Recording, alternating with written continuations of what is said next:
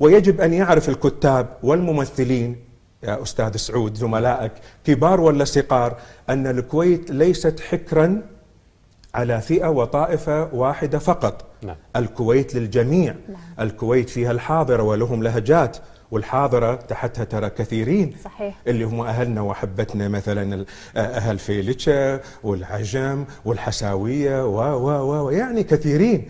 ولما تقول البادية نعم وأكرم، في لهجات في البادية لكل قبيلة وعشيرة من شمال وجنوب. ولما تقول قرى يعني أهل الجهرة، يعني أهل الفنطاس والمهبولة والمنقف وبو حليفة.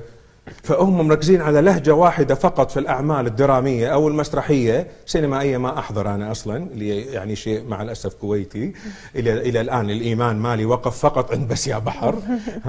بس يعني أتضايق واقتث. بس هذه الأخطاء يتحملها المؤلف، يتحملها المؤلف والمخرج وحتى الممثل. نعم. كبير السن. يعني الله يعطيه الصحة. كبير السن. ما